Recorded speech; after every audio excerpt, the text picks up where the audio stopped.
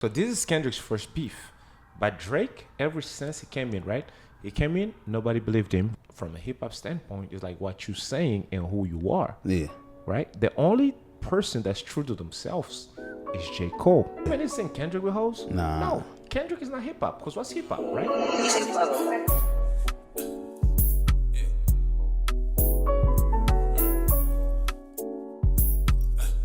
It ain't easy being me, but they think so. I know my bitch want me to get it at Minko. Hey, bottles for the bitches over at Winko. Going on, world? It's your boy Jock. You back with another episode of JOCTOBER Podcast. Make sure you like, subscribe, hit the link up below. Appreciate y'all for coming to the show once again. Got my boy L here, man. One of the hottest promoters in San Diego, if you ask me. My dog, welcome to the show, brother. Thank you. Appreciate you, bro. You know we gotta take a shot. We got to take a shot the right way. Hold on, we got to. What's this we drinking on? Matter of fact, This is that Repo. Repo, yes sir. Shout to Repo, my brother. Welcome to Dago. Yeah. Oh, yeah. Let me get a little water. Hold on.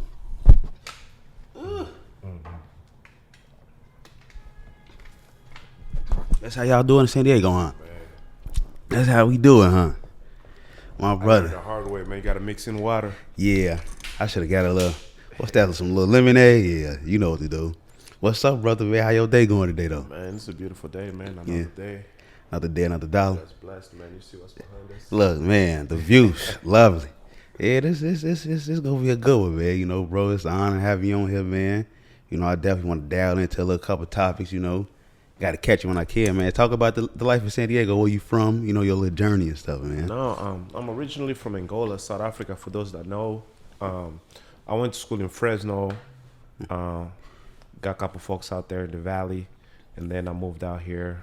Just nightlife, downtown San Diego, gas lamp. You know, Yeah. still not elected yet, but I'm the mayor. You the mayor. Look, oh, bro, my man, the mayor.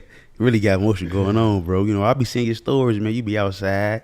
You know, the ladies know you. But it's work though. It's work. Like okay. I'm outside, but it's like work. I'm Right. out here just entertaining the city. You know, like, it's work, but Right. it's fun. You know, a lot of good people out here, so it's always love. How the work life is, you know, because I know you one of the, like I said, one of the hottest promoters up here. You know, No, I busy. think like at first, like it's fun, but then eventually you just gotta find that balance where it's like, you know, now at the club that I'm at now, it's more like it's business, but it's more that goes into like putting a party together. Yeah. You know, it's not just like, hey, it's lit and Right. nah.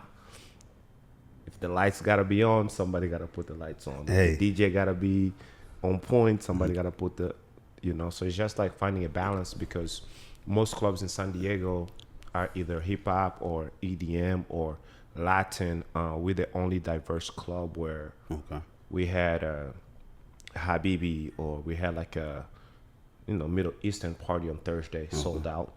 We had an EDM party on Friday, sold out. We had a hip hop party on Saturday, sold out. Okay. And then we're gonna turn around and do a college night, and we're hoping to, you know, have that sold out as well. So you basically have to be able to fit in a lot of different pockets, and you also have to be able to have a reach where you can reach out here, you can reach out there, you can reach out there, and then we have like a very diverse staff. And then from a marketing standpoint, we don't ever focus on just hip hop or just EDM, or you can bring us an artist from Asia. You know, Asia. just give us the name, Yeah. and we'll find a way to make it work. Hey, I like that you see how switch it up, the scenery too, though. And then that's really something that I take pride on, is just being able to wear multiple hats. Okay. And then with my background, being able to understand different cultures, because I feel like that plays a lot of role when you're like a promoter, like being able to hang out with different people, being able to fit in different groups and different settings. You know, like I'm chilling right now, but if I gotta put on a suit, I can put on a suit. If I need to put on a hat. So just having that type of a background, and then really understanding that San Diego is like one of the most diverse cities in the world.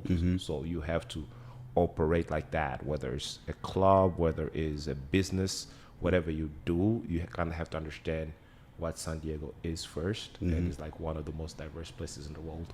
Yeah. Different cultures, different tax brackets, you know. So it's a lot. It's a difference. Yeah, I see you say like the culture different too. How was the challenging from you coming where you from to being up here?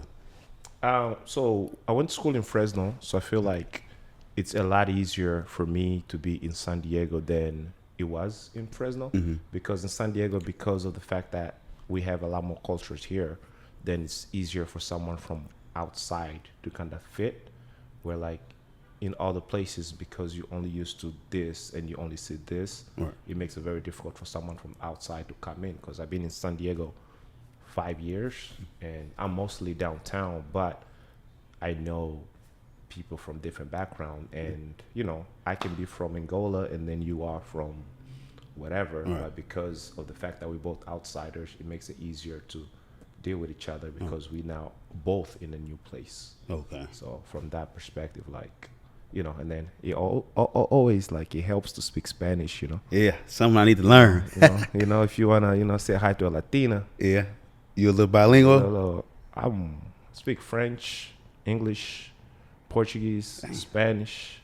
Says a little traveling, See, a little, you know, pick a little something from Yeah. everywhere, and then you put it together. Like, I ain't even know that. That's crazy. yeah, no, bro. Like, hey, Well, hey. Spanish my favorite. Hey, I know who to take on my trips with me. That I know who to bring with me. That No, but that's why I love San Diego, bro. It's just like the diversity. Like we got Brazilians, we got Latins, we got, you know, we got the homies from Iraq, Yeah. all the Chaldeans. That's family to me. So it's always So you well plugged in. Yeah, I like you that have the to. diversity.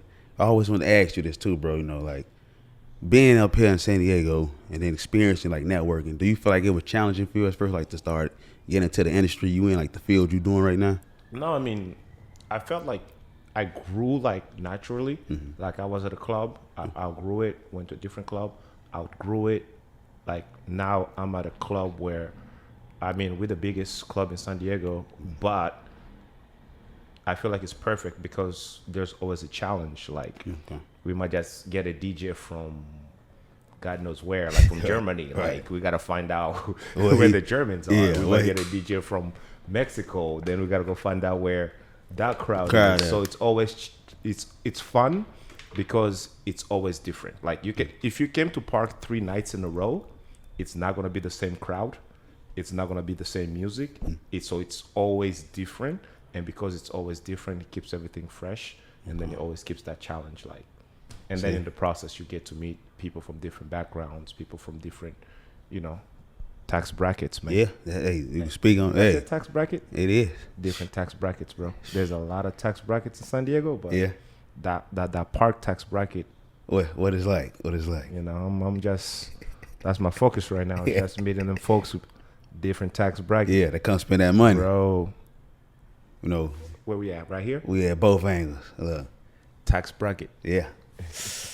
Hey, look, I want to ask you this too, bro. Since you speaking of the tax brackets, what's one of the wildest nights you done had where the person came in there and just went all out? You know, because you speaking about the tax brackets, so you got to mean, you know, when they spend that money in there. No, but so what I do usually, I mean, I'm a park, but also like I have relationship with all the other venues. So usually when someone comes to San Diego, I'll plan the whole weekend.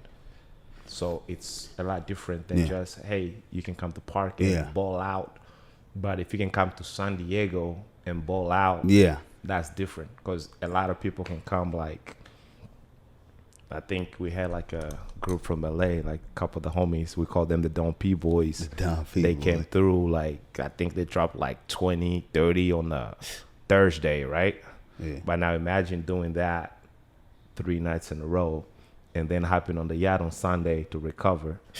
You call that recover on the yacht? Yeah, we be recovering on the yachts, Yes, man. You know, shout out my boy Dave Champagne. You know, Yeah. we got a fleet, so Sundays we usually, like, you know, we get a couple yachts out, Okay. couple of the Latinas or whatever the case might be, just chill, man. Food, Regular conversations. See, You know, recovery Sundays, man. and I be telling my boys back home about that, like how y'all be coming on Sundays. No, but that's usually, like, I feel like that's my favorite part. Like, if I can book a client, like Friday I send you to a venue, Saturday you are parked with us, and then Sunday we can do something like outside of work. I feel like that's really when the relationship grows, where it's like, okay, when we're on the yacht, like, I'm not working, I'm actually like partaking in the fun with you, but it's helping us kind of like get to know each other outside of a stressful environment for me. Okay. Because it's stressful for me, but not for, because my goal is to make sure that everybody's having fun on a Friday, right. to make sure everybody's having fun on a Saturday. Right. But on a Sunday when we're on the yacht,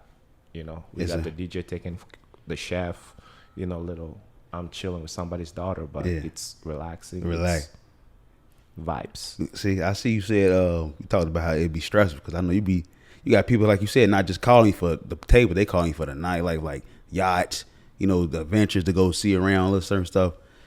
Is it a time whenever it got like too overwhelming for you, like a day that when it was like, man? No. It's never overwhelming. Like our director, I feel like is one of the best in San Diego. Our security team is like mostly military, so like I'm never overwhelmed in a sense that I know like my job is to bring the money, my job is to bring the table. But once everybody is there, I know that everything else is gonna take care of itself. I know that the DJ, whoever's in charge of that, is gonna do their job. The director's gonna do their job. The managers are gonna do their job. Security, everybody's gonna do their job. And my job is just to bring the people there, and the party is going to be there. Whether is Latin, hip hop, EDM, like whatever we put on the menu, it's going down. That day, it's going down, and it's going down in a safe environment. It's going down in a respectful environment. It's going down in a place where, like, one, people are safe. Yeah. Two, there's a lot of people in different tax brackets. Yeah. Say that again. Building, but it's fun. It's fun. Like at first, I felt like now that I kind of understand the business side of it more, and it's easier because I have the biggest clientele in San Diego, so it's a lot easier for me now. Where the challenge is not like trying to get people to buy table. The challenge is which one of my clients I'm going to give the best table to. Y'all hear that? Man, you might call my boy. He might not get back to you because he's busy now. No. Look, I get back to you, man. Slide on the DM, shoot me a text, give me a call. It just has to happen early because a lot of times what happens is you have your regular clients that are from San Diego, and then you have your clients that are from out of town. So the clients from out of town will call you and plan early, and then by the day of the event, we sold out. But you want to take care of your peoples that you see day to day, but it's really hard because, bro, if the table is sold out, it's sold out, but we find a way. But what if you got a person come, I got 20 bands, last minute, it's 11 o'clock. See, that's the difference between us and everybody else, is we operate on a first person basis, and its principle is never about the money, huh? The money, like, oh, hey, I'm gonna spend more, because trust me, like we always get that where someone is like, come on, bro, lock me in. What are they spending? No, I'm gonna double that minimum. I'm like, it's not about that, because the minimum don't really matter because tax brackets. Right. But it's just the simple fact that, hey, he called first, right? Because if you called me today because we have an artist and we are sold out, and I don't give you your table, I give it to somebody else. Right. That's not good business. Yeah, okay. And we always operate on good faith and good business. Because at the end of the day, like if they are park, tax bracket. Yeah. See, because you got some places out here that take it over the money. They're like, oh. Yeah, you can do that. You can never like sell someone a table and then be like, sorry, bro, one of my homie hit me. Or you can never, rent a yacht out to someone and somebody else offers you more money and then be like, oh, we're going to give the yacht away to somebody else. Because once you start doing that, imagine it's your birthday and you pull up to park and then you're like, hey, I'm outside. And then I'm like, the promoter hit you up on some like, hey, fam, listen. Ooh. I had to give your table away. No. I'll be bad as hell. Like, bro. That'll hurt the heart, bro. That'll make me want to fight the fucking promoter, bro. Yeah, you tell a girl like, hey, man, we got a table. And then you pull up and they're like, your table is sold. Because, I mean, if we sold out and you hit me up, like I'll explain to you like, hey, bro, sorry, we are sold out. Hit me up next time earlier. But I try to put myself on people's shoes, like if I pull up the club and then they're like, we gave your table away,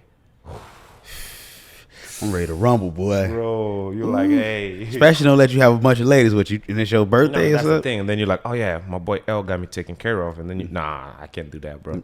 I gotta protect the name. No, you got to, bro. I always want to ask you this other question, bro. Like, you being that guy up here, like people call for the nightlife, but just do stuff like not just even a nightlife, just like you said, Sunday, go on the boats and stuff. Cause like what I'm trying to really ask you is, my boys back home, they never experienced like a regular Sunday. They think it's just like a regular Sunday, you go eat and stuff. Like, I feel like Sundays up is like Saturdays. No, now. no. Actually, I feel like the best day, not the best party, not the best. I feel like the best day in San Diego is Sundays. Why is that though, bro? Okay, because Let me give right? your perspective. Because it's cool to like be in the section, pop bottles, but everybody's yelling. You know, the music is loud. You want her number, but she can't even hear you. Type Or she shit. told you 7, but you heard 8. You feel me? So that's For why real, I though. like Sunday. You know, because Sundays we can go to brunch. You know, Okay. have an amazing spread of food and Yeah. stuff like that. You know, little lobster. You know, Classic shit. I like that. have the yacht pool, bro. We gotta go to Portside Pier. Have the yacht pick you up from Portside Pier. So you right? started some shit. All right, now you're in the middle of the ocean. You vibing. You Oh. know, but here's the thing: though, our yachts comes with a bartender, a chef. You feel me? It's a whole experience. Y'all hear But that? I feel like you get more just from an experience standpoint because nightlife is fun, but I don't think like if it was your birthday, nightlife itself is Okay. enough for you to really experience a celebration. Like if you're gonna celebrate, like gotta be a 3-day. Gotta be a 3-day. man. If you're not doing a 3-day, you can hear me, but just know that you're not experiencing San Diego fully Yeah. unless you do a 3-day, man. You See. gotta do a 3-day. Y'all hear that? Any people that's coming up here to watching this, man, 3 days a minimum. 3-day minimum. Like we gotta do that Friday, Saturday, and Sunday, or we can do it Thursday, Saturday, and Sunday. Because you know they be going to Mexico. You know sometimes they See? just You take a that- day out from San Diego, Right. Go see the homies in Mexico real quick. You know, there's a Asian restaurant over there. It It's is? like a Chinese What is- restaurant. what is over called? There. Huh? What is it called? You been there before? No. I'm a child of God. Oh, okay, okay. There's a little Chinese restaurant in Mexico, so you can go there, take a Right. day off, and Okay. come back the next day, and we'll finish the 3 days. Okay. Hey, they gonna have a good time. Just good food over there, right? Great Chinese restaurant, I heard. You heard? Okay. Look, go check it out. What street is on, you know? Hey, I just heard it's a great Chinese restaurant. You're gonna have to Google it. You Hey. know, hey, hit your Googles. Yeah. Chinese restaurant in Mexico. You know, Should go pop It's a right up. vibe. Yeah. I gotta go see what it's talking about. I might have to go there next week. say L at the door. Oh, L at the door. Hey, y'all caught that L at the door. Look, you might give me chaos. I'll go over there. No, but it's a vibe though. I mean, I like San Diego. I've been here 5 years. Okay. I have one more year here before I have to go back home. But for the most part, it's like I'm having a great time. So you gonna go back for good or you ain't gonna come back? Bro, at some point I gotta get married. Oh, At love, some point, brother. You know, I gotta do the whole, you know. Hey, ladies, y'all hear that? Look, my man said he got one more year left over here. You know, I but think- for now, like I'm having fun. Like what if you come across that, that one lady? in San Diego. Or she from like LA or something. Oh no. Here's the thing. So after I graduated from Fresno Pacific University, you know, private Christian school. People don't even know that, bro. I went to private Christian school. A private Christian Christian. school. I never would have thought of that. God. Yeah, you really a child of God. You know? Cheers, brother. Child of God. Y'all hear that? So that was my options because before I came here, you know, they send you brochures and stuff like that. So, you know, they always show like the beach, California. Oh, you can go hiking. Yeah. Bro, I get to Fresno. I'm like, Different. where's the beach? They're like, oh, the beach is 2 hours away. 2 I'm hours? like, where can I go hiking? They're like, the hike is 1 hour away. I'm like, bro, What the yo, fuck? Cap, y'all told me like, you know, y'all had all the pictures. You Right. feel me? So then I was like, oh, I'm gonna do the studies. But then eventually, like, I wanted to like experience Right. California or Yeah. experience everything that I saw on the brochures or whatever.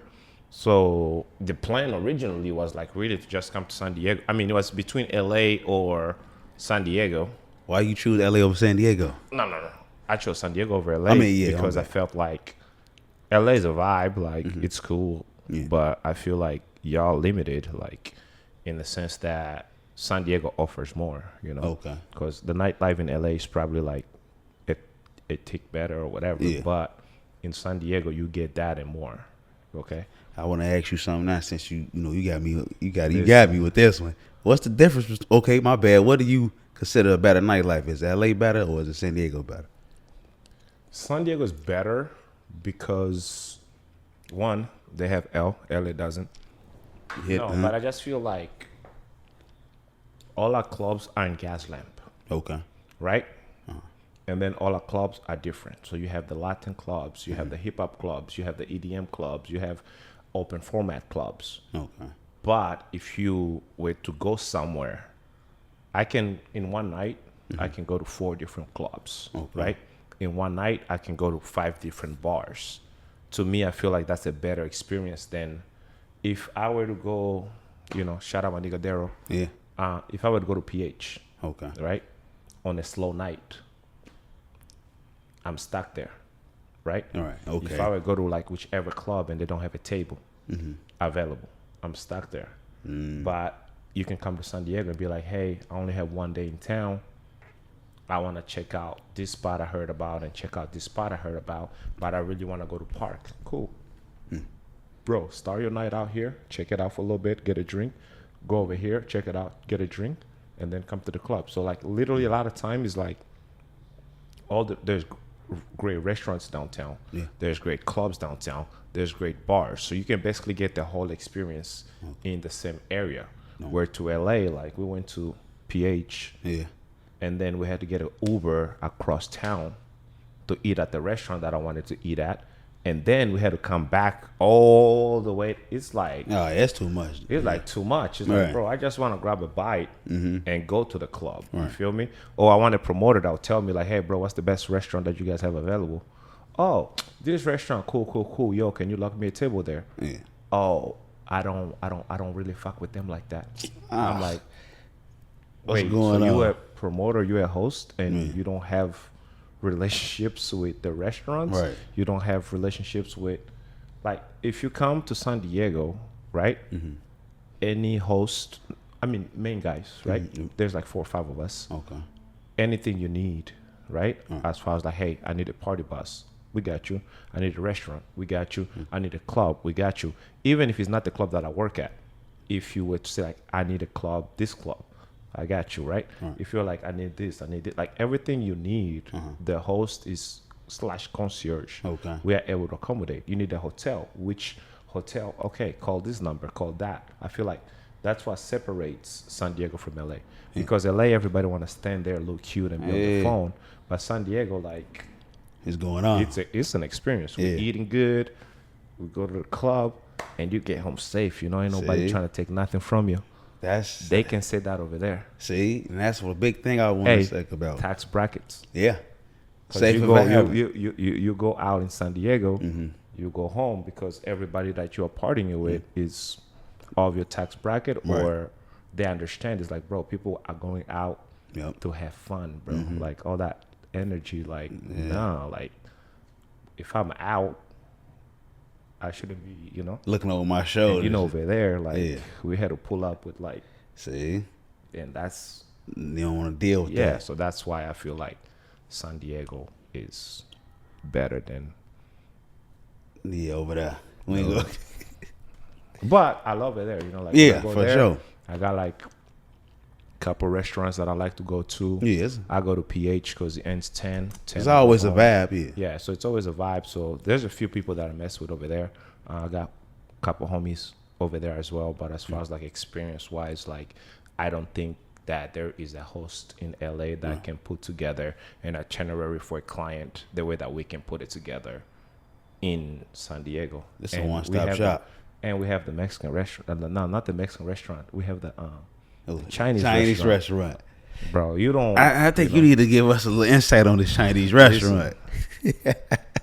Listen, imagine if you start your weekend on the Chinese restaurant and then you come back to San Diego. Okay. Do the club. And then you do the yacht on the Sunday. Okay. Brother, you're going home like, you're like, yeah. Did that. It was worth it. It was worth it. So every penny, huh? And then you just let LA know, like, at the end of the day, they don't have the Chinese restaurant. And that's not even the main card. That's just like a back card. Like, bro, we're at 15 minutes away from the Chinese restaurant. You feel me? We got the best restaurants in the whole city. Yeah. You feel me? We got different. Because sometimes people think, like, big is better.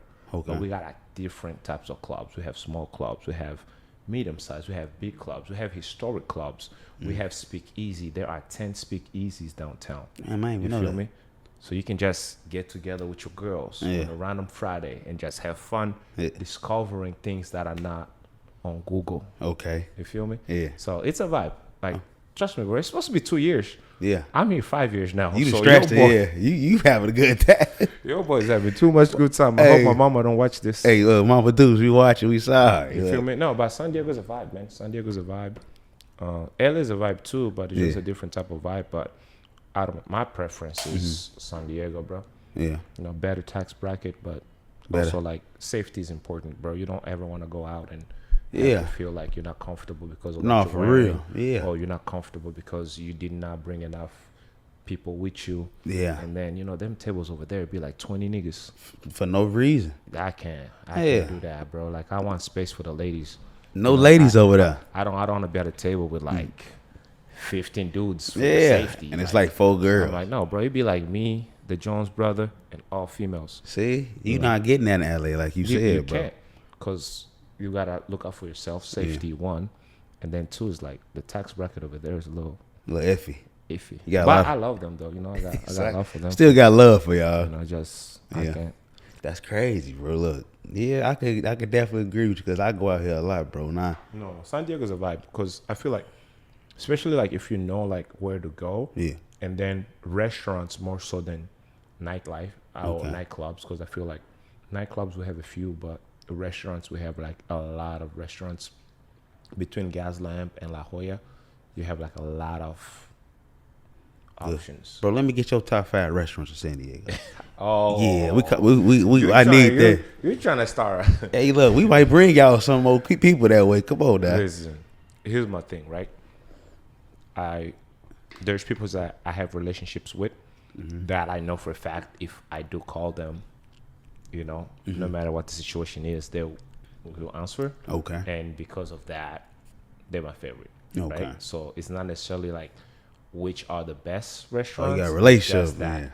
Top 5 relationship. That's gonna be restaurants. The answer for L on speed dial. If you wanna be on top 5, you gotta be able to get my people's in. You know? So Zama, I mess with Zama. I'm there a lot. Okay. Lumi. I heard of Lumi. Lumi is a vibe. One of the best restaurants in San Diego. Asti Restaurante is Italian, but here's the thing: best food in San Diego, but he has like an older vibe. Okay, right. So you know nowadays like the girls want selfies and stuff like that. It doesn't fit that. Okay, right? Because it's an old Italian restaurant. Okay. But if you want like good food, like bro, they got everything. Okay, it's not like we are a seafood restaurant. Yeah. We are It's like this is what I want to eat. They have it, but it's just a different. It's an older, bro. You go there, bro. They got a wall. Anybody that's been to San Diego, they've been to Asti's, bro. Like, see, I ain't never been, bro. I'm telling you, like, see, you gotta take a mature. You gotta take a woman there. You can't take a girl there. You gotta take a woman there. Oh, he said, ooh. You take a girl there. She wants selfies. She like, ooh, what's going on? Look here, you know. She looking at pictures. She don't know half the celebrities because. You know, look, girl, so you gotta take a woman there because a woman will know. I appreciate like good service. I appreciate good food. You know, good wine. You know, like my boss putting me up on wine. But So how many was that? That was 2, 3. That's 1, 2, 3. Right. All right. I gotta go to La Jolla. So Hernie Sushi, that's a vibe. George is a vibe as well. And then that's 5. La Conde is a vibe as well. When you have the private room, you gotta get the private room. See, I heard about that. You gotta get the private room at La Conde, bro. You can't just you feel me? Every now and then you just need to duck and hide a little bit. Yeah. You call for the private room. They got you. Okay, I gotta jot this down. Hey, look. I'm your man's, bro. I'm here. Whenever. That's what I'm saying. We'll plan it out, man. I feel like you need a shot. Yeah, let me go ahead. Matt, what's this we drinking on again, man? Oh, this is that Casamigos. See that bottle? That's the new one, huh? That's that Clase Azul. Yeah, that bottle nice in the motherfucker. You know, no, because this is not as sweet as the other ones. Yeah, this ain't gonna lie. This is smooth too. Got a nice little taste. Yeah, it's like I look-key don't really need a shot. I just drink a little water with it, man. You know? No, you gotta mix. You know. Yeah. That's what I learned. Yeah, I like that water. You can tell it's new too. One thing I learned. Cheers, brother. Is like every now and then you gotta mix water. Yeah, this smooth. No, but oh, look at me dripping. Look, Not good, bad. good flavors. I know, definitely, bro. San Diego is dope, man. I love this city. Like a year or 2 more years, but then after that, eventually, like No, we gotta extend that I gotta time, go my home. boy. No, bro. You got to, huh? From 2 years to 5 years, bro. That's a long time. That's already a long time. So my nephews were here last summer. The twins, they was loving this Yeah, shit. so they had a great time. They might come study here, but we'll see how that goes. See? But my sister's getting married in October, so I'm gonna be there in October. Okay. And then after that, I'm gonna have like a better understanding as far as like what I want to do, if I want to go there, if I want to bring them here, or however, But if I were to live somewhere, it would be in San Diego. But if it was in San Diego, then I wouldn't. You wouldn't do it. No. I agree with you, bro. I was thinking about like I'm in LA right now. I'm like, damn, I miss San Diego so much. I could never live in LA. Yes. I'm sorry. I regret it, bro. Like that's what I'm so if it's like San Diego, like if my nephews come to San Diego, then we'll chill, give it another college, 3-4 years. Yeah. Oh, look, another run, huh? But I mean that's now. But once Okay. it's time to get married, and then there's not. I can do that here, bro. Yeah, y'all not here? Listen, I love them, but hey. The next I sure want to ask you how the women is up here, man. I know like you been in having this nightlife, not just the nightlife, but what you got going on. You doing a lot of things. I know the women calling. They want to get into them tables. They want to come outside and experience, get on the yacht. See, that's the thing. It's like I feel like when I first got into nightlife, like of course women were like, it was an emphasis because as a guy, like you want to make sure, like, hey, if you're a sniper, you want to make sure you can kill, right? Oh, okay. But I mean, eventually, as you grow and you understand like the nature of the business, but also you just understand that you shouldn't be playing with people's emotions and things like that. So like now I'm chill. Like right now, like I don't talk to nobody. I don't hold hands with nobody. And then I hang out with my friends. I have like a couple homegirls that are like super cool, like fit, exotic, but they're like the homegirls. Exactly. Go to dinners and things like that, nice things. But as far as like talking to someone, knowing that my goal is never to like leave here for good. My goal is never to get married here. So I would never like try to even entertain someone because I know the end goal is not here. Like, Why the end goal not here? I can get married in America, brother. What? It's complicated because it's like between social media and I feel like to be a female in San Diego or in today's America is just America or the West. Okay. Right? It's just that women are under a lot of pressure, right? To try to do the whole equal thing. Yeah. And try to do the whole can you provide for me thing. So it complicates a lot of things, right? Because one, I believe in gender roles. Okay. Right?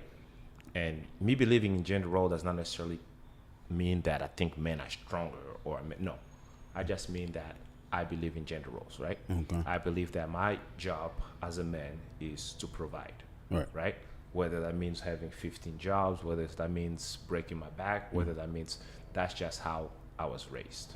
Right? So that's what I believe.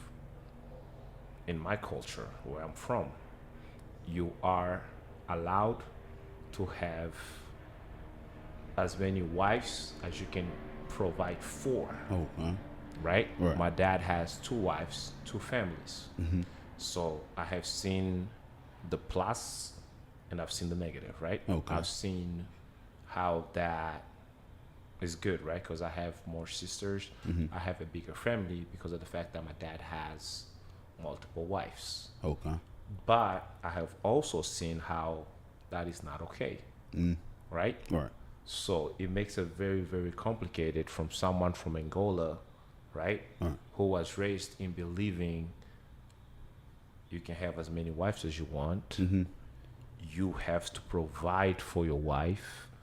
You have to protect your family. Okay. So it makes it very, very, very hard or complicated for me to turn around and try to explain that to someone that was not raised like that, right? Okay, I was raised a Christian, but I've also been around Muslims.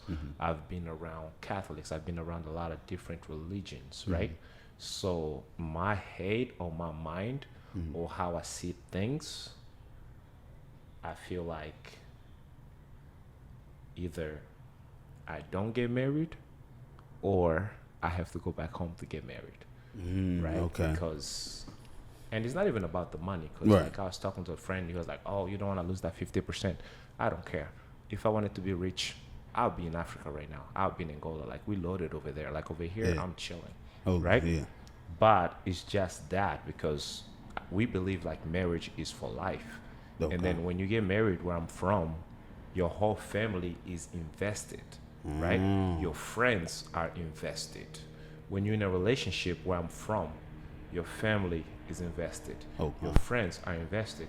Where when you're in a relationship here, it's two people. Exactly. Right? I've been in situations like, sorry, Pocha, one of my friends, Victor. Okay. Right? College.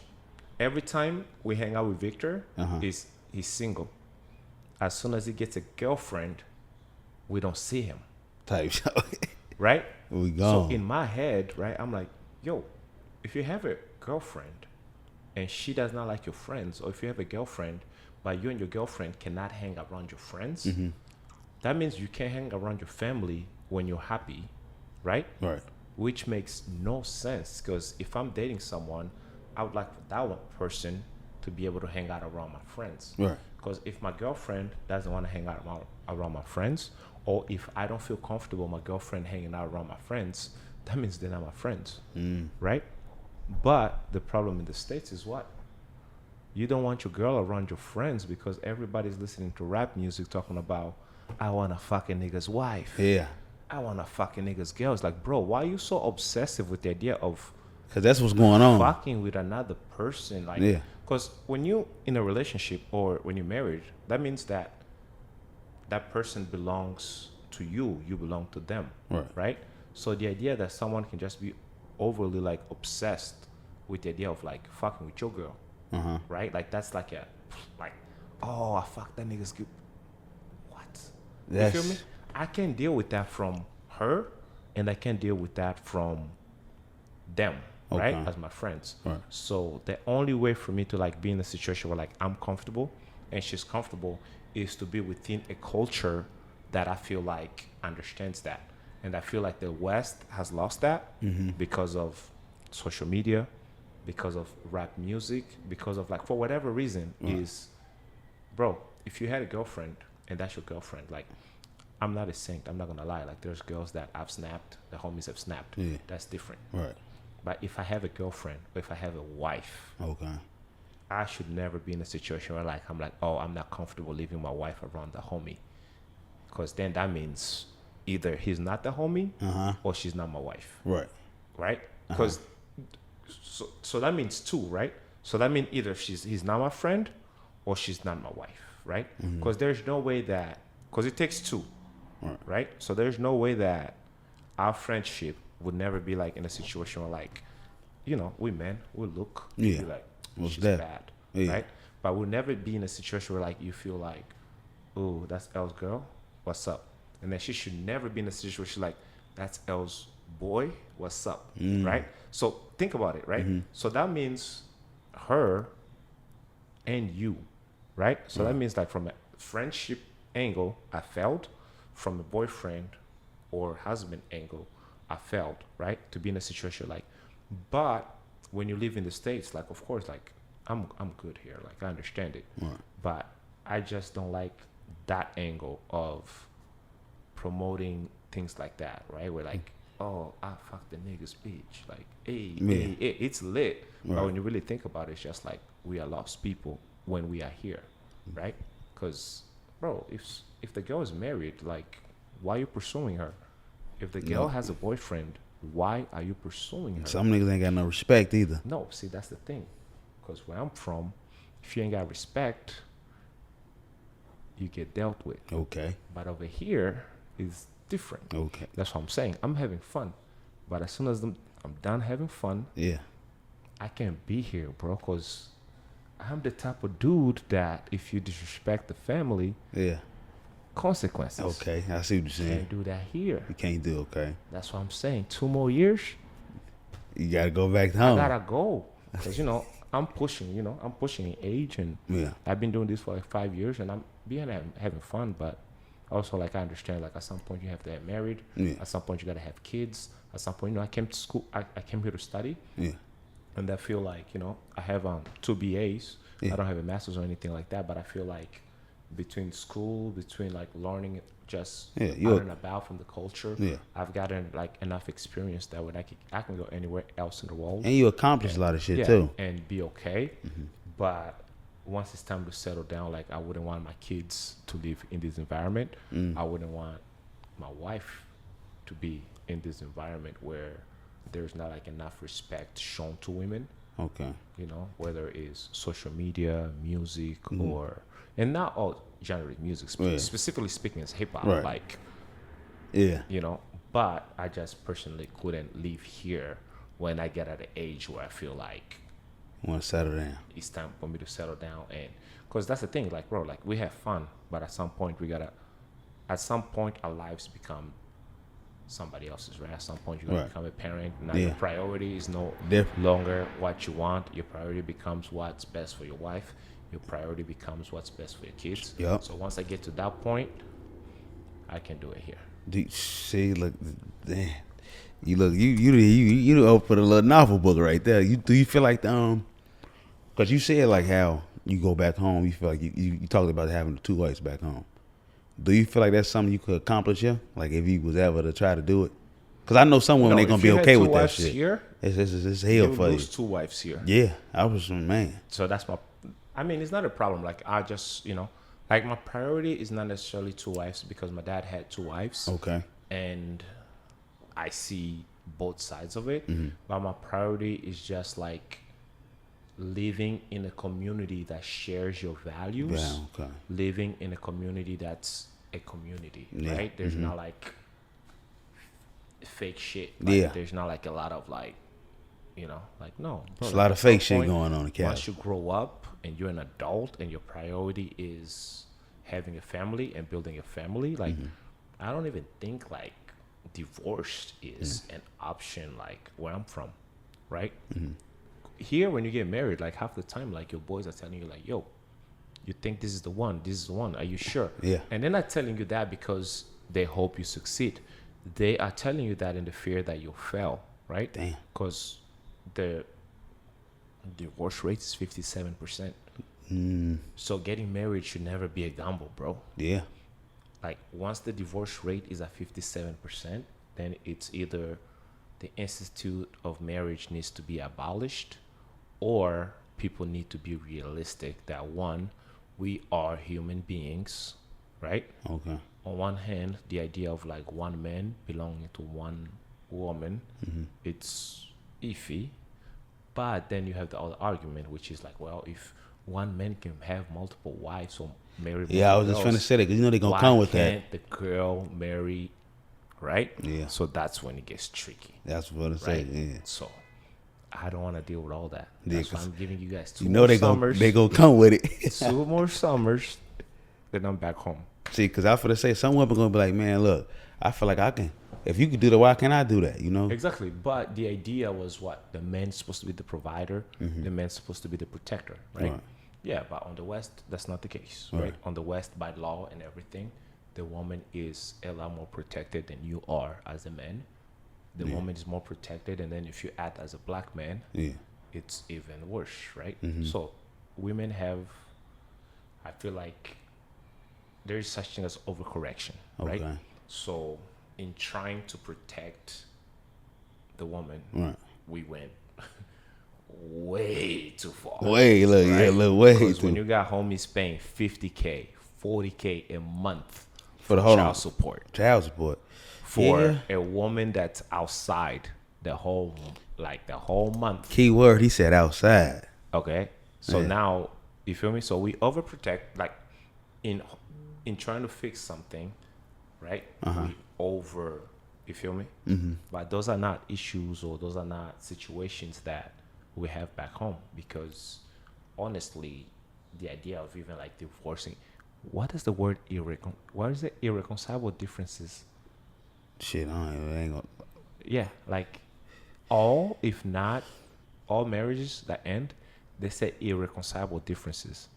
Bro, for you to be in a situation with someone that you claim to love and said that irreconcilable differences, that this means that whatever happened, we can fix it. It's over with, huh? It's over with. Like how? And you claim you love this person? Right. Your wife can cheat, right? That should not be irreconcilable, bro. That's a like that means like, bro, it's we are beefing for life. Yeah, I'm not letting that There's happen. nothing you can say. There's nothing you can do. It's over with. Be a situation like that for someone you love, but home is like, bro, you gotta go home and explain to your dad. You gotta go home, explain to your moms. You gotta explain to your uncle, and she gotta do the same. Dang. So that's when like the family aspect comes from. It's like, hey, when we got married, the whole family had to come together. See? So you being mad about this little cheating, or you being mad about this little coming home late thing, it's a bigger deal. Right. And I just feel like we don't, you get married, but you're really dating because your wife can leave.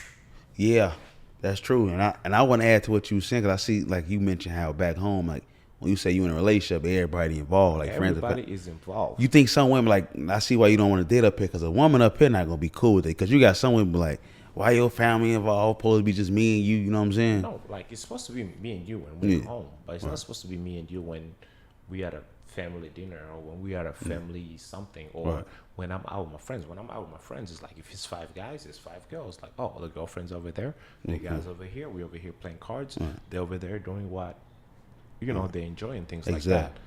But my thing is, I don't want my kids to grow up in a situation where they think it's okay to disrespect women. Yeah, for real. They think it's okay to just use words because music encourages it, because social media encourages it.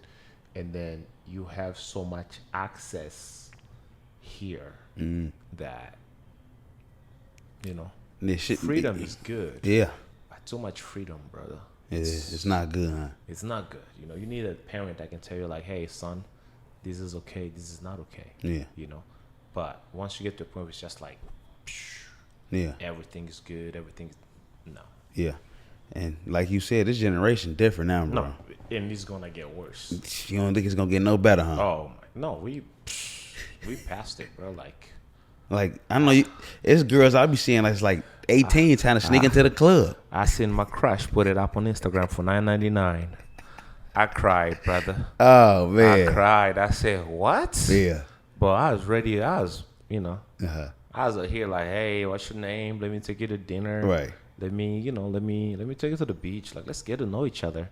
She said, nah, you can see the whole thing for $9.99. $9.99, brother. I had $10, but I said, baby girl, it's the principal. Tell me what's up, daddy. I said, wait a minute. Hold on. I'm trying to take you out to a dinner. Right. Trying to take you out to a little picnic, and you telling me like we don't need to do all that. I can see it for $9.99. I'm like, $9.99. Would you ever date a girl on OnlyFans? Shit, man. Let me tell you about I can't do that, bro. $9.99. Because everybody see what I'm looking at. All my bros tax bracket. Yeah.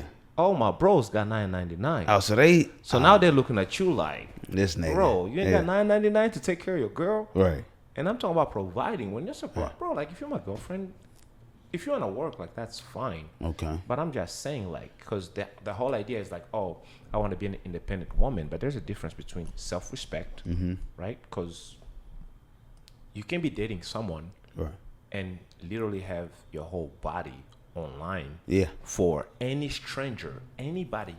$9.99 is like, bro, like as a person, not even as a man or as a woman, as a partner, you gotta have some sort of pride in yourself. You feel like, huh? Wait, you mean to tell me like all of my homies can see my girl naked for $9.99? Like, how do I even explain that? Because a couple of the homies be looking like, oh, she's fine. They looking for sure. And now $9.99, like, baby girl, like, what's the minimum wage right now? Shit, what, like 18? 18? 20s? So you mean to tell me for 1 hour of hard work? Yeah. anybody in America Can can see see a this? girl. Oh no, That I can't do that, man. I gotta go home. you say, yeah, I that's. gotta go home. But what if some of these like? Cause I know some women. Well, I don't know a person, but well, if they ain't got no job and nothing to fall back, this is what they got to No, do to but provide for themselves. You're the guy, Yeah, yeah, okay, okay, that's different. right? Okay, yeah. If you're dating me, Yeah. and if I can't provide for both of us, then I You don't have need to be failed yeah. That's as a me. guy. Cause Yeah. bro, that's biblical, bro. Like, as a man, your job is to provide. And I understand independency. Like, I'll never be in a relationship with a girl and be like, you do what as you're told. I'll Right. never be in a relationship with be like, no. Yeah. But I'll never be in a situation where I'm in a relationship with a girl that thinks that it's okay to show their body for $9.99. Yeah, that's or be in a relationship with a girl that thinks that I can't provide her with $9.99. Like, either you need a better job, and I'm paid well. Yeah. I, Oh, we know. yeah, but we know. We know what's going on. But I'm saying, like, I'll never want, as a man, I'll never want to be in a situation where, like, I cannot provide Right. my friend or my significant other with Right. $9.99. That ain't. Yeah. Have her feel that she needs to stoop to that level where, You got to. Yeah. bro, 'Cause- think about the type of times we're living in, bro. Yeah. 2024 is not real, bro. This is the most, Say this shit ain't real. like, no way. Everything going on in 2024. Yeah, this is like You a gotta be movie. Like, this is, Yeah. 20. like, imagine like 5-10 years ago when they told you like, oh, every pretty girl you ever wanted or any girl you could have has a website where you can go for $2, Yeah. $9. Like, I don't care how much money you're making per month as a female, but self-respect out the window, integrity out the window, Yeah. bro. Like, them things are online forever. Your kids are one day gonna hear about it. Like, Yeah. You think it's different for a stripper? Like a girl that's a stripper? hey, my neighbors are strippers. Ooh, shout So out to them. I'm biased. Okay. Okay. Shout out to the neighbors. So here's the situation, right? So you grew up with parents. Parents were Okay. trash. Yeah.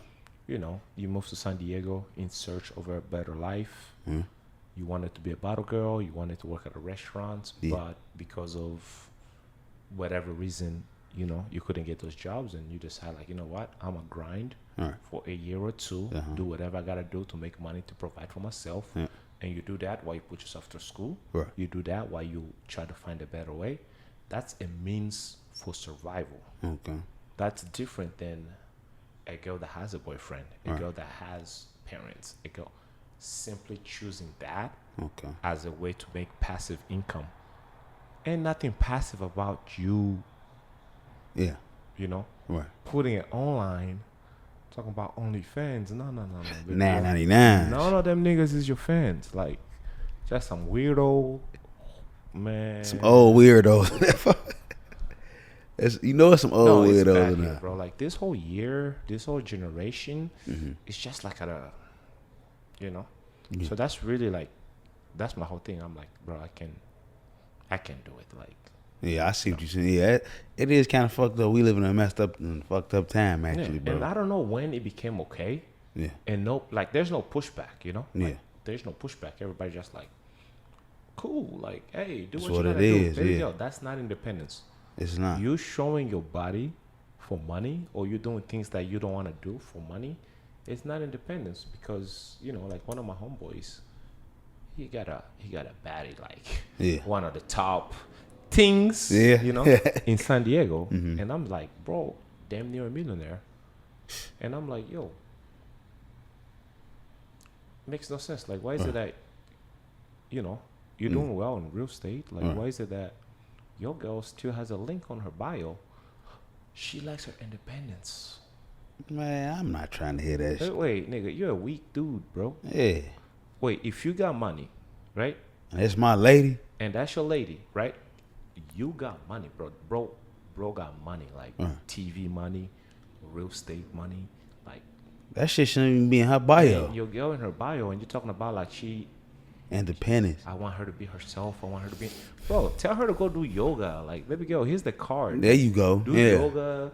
Make some go content out, for that shit. Do Yeah. like, make content on you doing yoga. Make content of you at the beach. Like, you and your girls went to Italy this weekend. Like, I'm recording that post shit. Yeah, exactly. Like, You talking about that's independence? That's not independence. Like, and as a man, like, You okay with that shit, you too? okay with that? Yeah. Like, I mean, like, mind you, right? The argument is like, oh, you can't control her.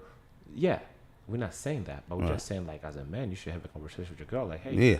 if you want to be with me, That's what's going on, this is baby. what's going on, Yeah. right? Now, if you still want to make the little $9.99 Right. over everything that I can provide as a guy, then cool, I wouldn't be with you because Yeah. because for me, it kind of lost a lot of respect. 'Cause I'm Yeah. like, bro, like, Then think about how that make you look like as a man, though. no, bro, because bro is like, Yeah. bro is doing well. So And I'm he like, probably bro, known, too. if you, he's known, like they know who I'm talking about. But I'm like, Hey, no, look. and I mean, I don't care. I'm just You speaking as- facts, as though. an example, like, Yeah. if you're doing well, why is your girl collecting $9.99 Yeah, all right. when you're doing well? You can have a conversation with her. Now, if she has the need to express herself, like that's fine. But there are other ways to express yourself. There are other ways to finding yourself. There are other ways to being independent that doesn't have to be sexualized. That doesn't have to be degrading. That doesn't have to be whatever this is that this generation keeps embracing. Like it's okay to show a little. No, like money can be money can be everything. And then half of these girls, like, they don't even need the money. You know, they say money root of all evil. No. Money is not the root of all evil. I feel like mankind is the root of all evil. Mm-hmm. Right? Why you think that for? Huh? Why you think so? No, I don't think money is the root of all evil because, realistically speaking, like, we created money. Yeah. Therefore, it's our fault if we made everything that we do or everything that we need depend on money, then we're the problem, right? Because money itself, bro, didn't do nothing. Money was chilling. And then we said, hey, if you want a house, money. If you need food, money. Because realistically speaking, like our society today, right, we can implant a system where, like, oh, everybody got to work. Yeah. Everybody gets to survive, but nobody really needs money, right? Because there's people with money that don't really need it. Like, imagine once you get to, like, the billions and you don't need all that money. So money can't be the root of all evil. It's just human. Yeah. It's just this new generation. Whatever we got going on in 2004. We either need to just cut and restart. Yeah. But bro, I'm telling you, like, and it's not gonna get better because we like May. Yeah, you've been going back fast. Shit. Yo, we are in May, and the Middle East is in shambles. American politics is in shambles. Yeah. Africa's being bought by Asians. Shit. It's a mess. That nice. Right? Yeah, that I ain't know about that. It's a mess, bro. And I'm sitting there, I'm like, either I'm hoping that I get pinched one day and just like wake up like, yo, snap out of this I was shit. having a badass nightmare. Yeah. But it's different because the truth is this. The world outside of America, it's very, very different, right? Okay. We are privileged here because we are safe. You know, it's a little helicopter flying by. Yeah, right? I was just But I heard something. This is not the reality, bro. Like, this is not the reality. I can wake up, go to the beach. I can wake up, go for a run, do whatever I want, blah, blah, blah. And I have zero fear because we have the military here in San Diego. We have the Navy. We're Gucci. But that's just not the reality for the rest of the world, right? So as much as I love this, right, as much as I love to be, I don't know what percentage of the world gets to afford the idea of living in America and living the American dream. But at some point, I want to go back to reality, right? Yeah. At some point, I want to go to experience the world through the lens in which I was born in, right? Because I was born in Angola, 35 years of civil war, right? All right. You got the Russians on one hand, Yeah. U.S. on one hand, fighting in Angola, right? But nobody talks about it. Yeah, they But don't. once I got here, like, you know, I went to school, all the Mennonites, like, everything is good. Came to San Diego, everything is good. But that's just not the reality of the people outside of our walls. We're safe here. I think the light bills are paid, so we don't have to worry about electricity. We don't have to worry about water. We don't have to worry about food. Yeah. I got an app on my phone that asks me, do you want Indian food, Chinese food? You feel me? Right. So we don't have to worry about that. But at some point, like, I want to get back to reality. Okay. At some point, I want to get back to community in a real sense, right? Because right now it's like, oh, you go out, you got homies, but Right. it's really easy to have people with you when everything is good and Exactly. everything is peachy and Yeah. you know, but that's just not the reality like outside of here. Right. But I feel fake with everybody. But at some point, I would like to get back into the real world and try to help the real stuff. The real stuff. Not the, I woke up today and my worries were Look, what shoes to wear. you know, woke up today on the 31st floor and shit. I woke up today and I'm like, what matches with what? Yeah. Like, those are not real. We don't have real life issues in the States. Okay. It be some shit going on, but I see what you're saying though. Like, bro, Back compared to what you say back home, you got a lot of I see what you you're feel saying. me? Yeah. Like, bro, Some niggas motherfuckers- been mad about which whip will like They gonna drive and He shit. talk about like, oh man, I forgot the oil changing, bro. Motherfuckers back home really starving and shit. Like people are like, it's Yeah. crazy out there. Yeah. Like 2024 is, you know, Shit different, bro. it's different. And then what's the worst? The biggest thing or my biggest fear is the fact that the only political candidate or only options, right? Think about it like this: the whole world around us is burning. Okay. There's a lot of bullshit going on outside of the States. Yeah. And our only solution or our only candidates to resolve the problem is going to be either Biden old ass or Trump's dumb ass. I don't need one. I don't need the one under. No, yes but that's and the that. problem. Like, Yeah. why is it that with all the scholars, all the politicians, Yeah. all the like with everything that America has going for them, why the fuck are only two? Why is there only two options? Yeah, that is that too. Right? Two options. So one nigga is 99. I can cuss on here, right? No, bro, you closer than this Right? motherfucker you want to. So one nigga is 99, yeah. and the other nigga is he's been on trial for 2 years for prostitution, illegal maneuvering, Yeah. and those are the only two options. It's like, bro, like why can't The Rock run for president? Shit like that. Why Like, yeah. can't LeBron, like, Will Smith, bro, there are so many people capable They're running right? for president, yeah. of running for president. Because at the end of the day, let's be honest, America runs itself. The president is nothing but a symbol, right? But why is it that there are only two options, right? The only two options is Joe Biden at 98. Bro don't even know where the stage is. And Trump, who's never been in politics, don't know anything about politics. He just got bro. fucking money. He just got money and buildings with names. Like, bro, think about it like this. So for the next 4 years, with the whole world in shambles, the two people we expect to get us out of this mess are both incompetent. Yep. Like, why? So Like, we're a why can't fuck. someone be like, hey, let's try something. Let's bring somebody else. They don't want to. Like, so everybody's okay with the world just going to shit. You know, a lot of people ain't vote neither. You That's know? another thing. So Yeah. half the people are not going to vote. Yep. And then the people that are going to vote are limited to two options. Two options, yep. That's not reality, bro. That I want to ain't. go back to reality because that makes no sense. Yeah, it don't. Like, and then meanwhile, we're over here distracted by dumb shit like sports, rap beefs, all this. Oh, yeah. Speaking of rap beef, you know, I see that shirt you got on. Let the camera see that shirt. Y'all see what's going on with that shirt. You know, who- Foreign niggas unite. Ah, shit. Okay, So you supporting Drake, huh? foreign niggas unite. Yeah. We're not just gonna have y'all act like One Dance didn't happen. We're not just gonna have y'all act like Hotline Bling didn't happen. Okay. You Because know, I don't like. We cannot pretend or act like the last 15 summers did not happen. And mind you, like Kendrick, I'm a fan, right? But you know, man, you remember Summer 16? oh yeah. For Bro. sure. Like people forget about that They're though. forgetting Summer 16. A hit. Oh my God. Like Drake had a nice, bro.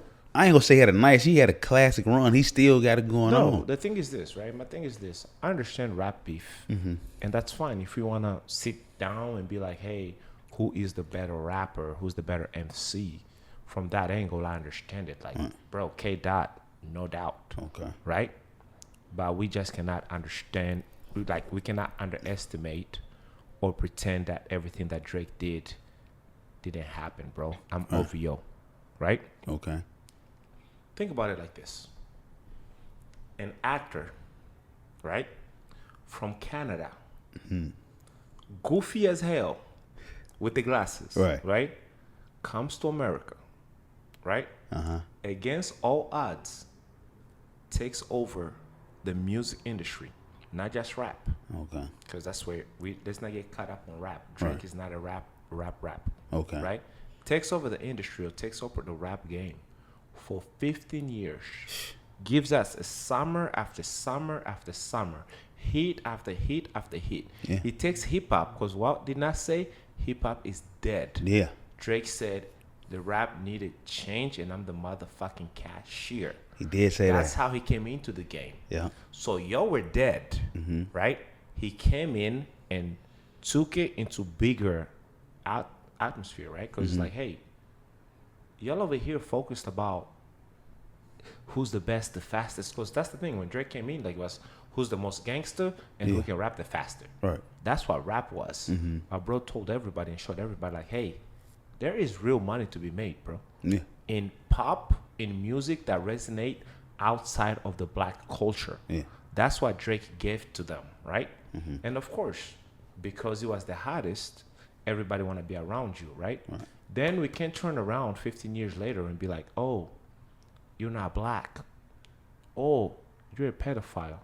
Fuck out of here, bro. Come on, Drake shit. ain't no pedophile. Yeah, I seen that shit too. Now, if we just on something like, yo, Kendrick is a better rapper, I'm OVO. Okay. I agree with y'all. Kendrick is the better rapper. Bar for bar? Bar for bar, right? Okay. Nigga grew up in Compton with no shoes. Of course he got more aggression because that's what hip-hop is, right? He got more aggression because that's where he grew up. Okay. The environment shapes you, right? Drake does not have... Bro, Drake wasn't... You feel me? R and all that. Like, niggas don't have time for all that aggression. Like, I'll kill you. What for, nigga? Like, I'm rich. The fuck? I got bitches waiting on me in the lobby. Like, I don't need all that aggression. All right. So when we're talking about rap, like, yeah, Kendrick is the better rapper. But Drake ain't never ducking no fades, right? This is Kendrick's first beef. I didn't heard two personally. Right? Yeah, right. So this is Kendrick's first beef. But Drake, ever since he came in, right? He came in, nobody believed him because they're like, oh, you an actor. Reality show, Reality show, you're not going to make it. Okay, Right. so the industry didn't believe me.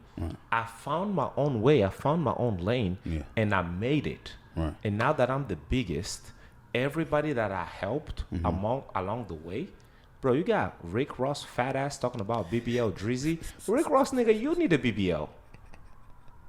Right? And then everybody you helped along the way or everybody that you collaborated with along the way, like, bro, I don't care. People are saying, like, oh, Kendrick won the beef. Like, that's fine. Yeah. I'm okay with that. If you say, like, hey, bar for bar, Kendrick is the better rapper than Drake, I don't have a problem with that because any true Drake fan has never looked at Drake as a rapper. Any true Drake fan has never looked at Drake as a nigga. And I mean, like, in the term, like, he's a mixed kid. Yeah. All right. J. I see Cole, what you're saying. mixed kid. Right. He's a mixed kid from Canada who was an actor. Okay. So he's a musician because he loved music. Yeah. He had a choice to make between acting and music. Right. Right? But what does it say about hip hop? Okay. Or what does it say about rap? Yeah. When an actor from Canada comes over and takes over, right? Because let's be honest, He took over hip-hop shit. has never been real. Yeah. Everybody's playing pretend. Yeah. Ain't nobody out here really catching bodies. Yeah. Ain't nobody out here really... Bro, half these niggas is married. Yeah, that too. They ain't gonna speak on that. Half these niggas live in Hollywood Hills, bro.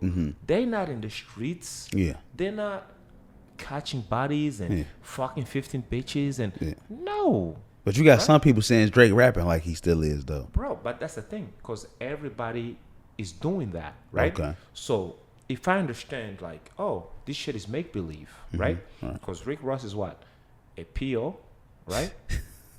Obese motherfucker pretending to be a drug kingpin. Everybody buys it. So we like, Yeah, okay, right. 21 Savage. Yeah. He's a British citizen, right? Right. Pretending to be a nigga from Atlanta with a knife on his face. You don't think Savage like that though? from a hip hop standpoint, is like what you're saying and who you are. Yeah. Right? The only person that's true to themselves is J. Cole. Yeah, he put the white Right? flag up, yeah. No, But shout out to it's J. not Cole, that, though. No, it's not Yeah. that he put the white flag. It's that his story is came from poverty, Okay. started rapping. Yeah, that I'm too. rich. I want peace. I want my family. And beefing is not. No. That ain't part of The him. only bro. person that's true to themselves in hip hop, Yeah. J. Cole. Right? I can see, okay. 80 out there wilding. Yeah. 50 came in, did what he had to do. Yeah. But let's be honest, he's more into movie producing. Yeah, he exposed the and all that motherfuckers stuff now, yeah. than he is into music, right? Yeah, right. Jay-Z came from the streets, got some money. Now he's more of a full-time husband, Yeah.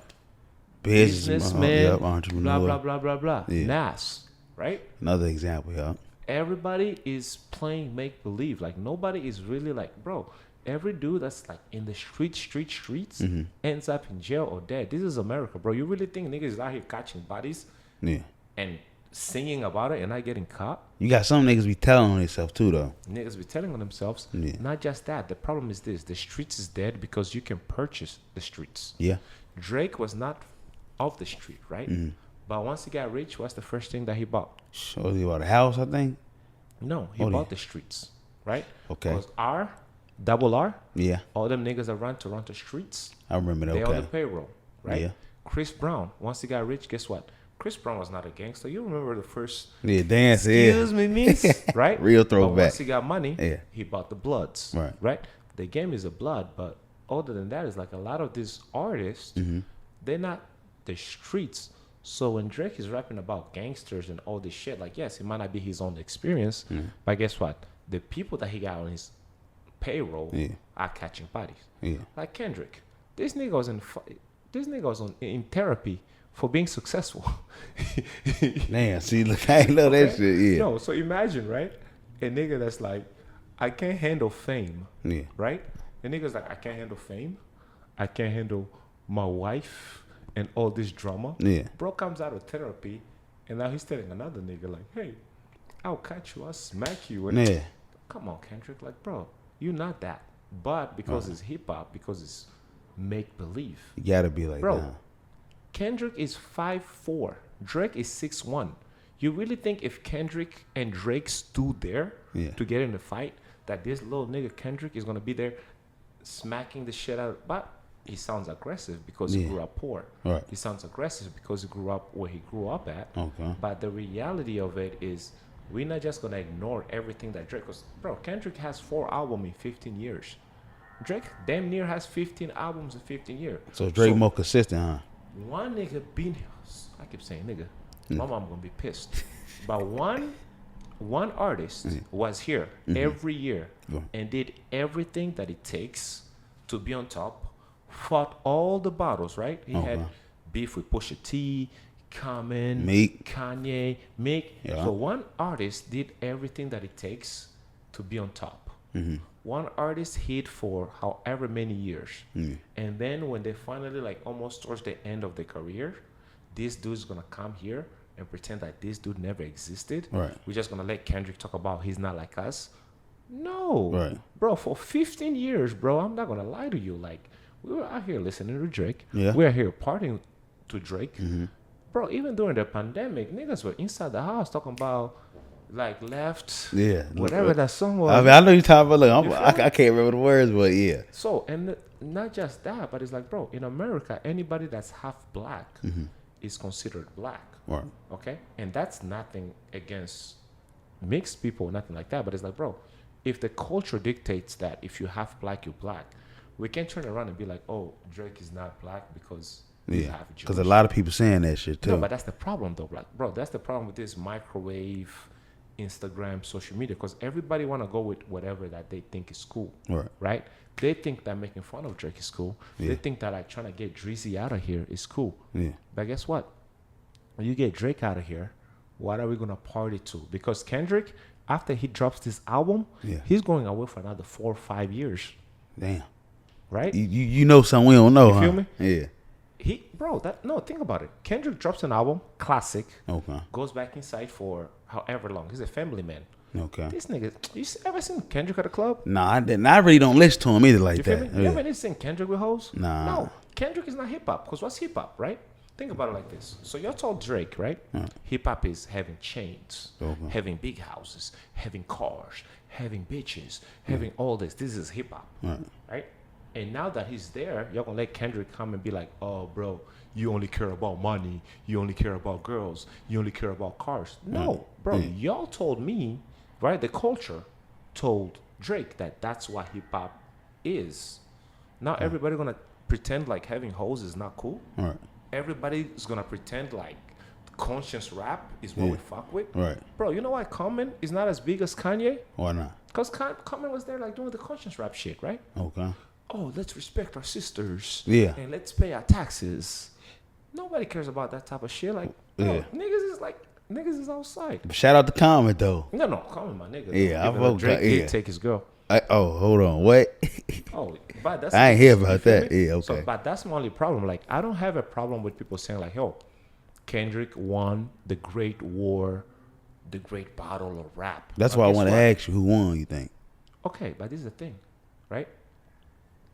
As far as like rap, going into the war, everybody knew that Kendrick is a better rapper Okay. than Drake. Drake is not your typical rapper, right? Because of culture, right? Right.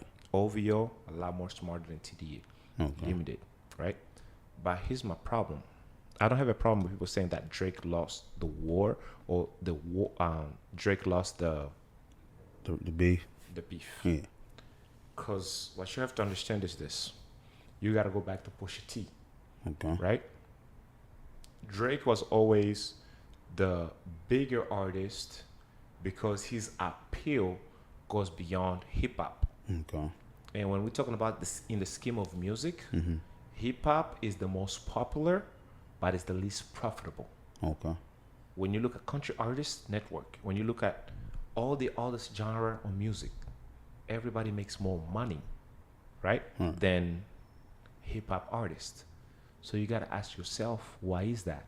Why is it that you are more popular, but you don't make the most, right? And hip hop is the purest because hip hop is the only genre of music where the artist is the one expressing themselves. When the artist is the one expecting to write down the music, do the homework, right? Justin Bieber ain't writing them hit songs. You think he's just going off the Taylor top? Swift, no, somebody is writing it for them and giving it to them. Like, hey, this is hip hop. But guess what? He's making more money than the rapper who struggled. Okay. Because 50 Cent was in them little houses. 50 Cent had to buy the Benz from Cash, right? Right. And then express that shit on paper. Yeah.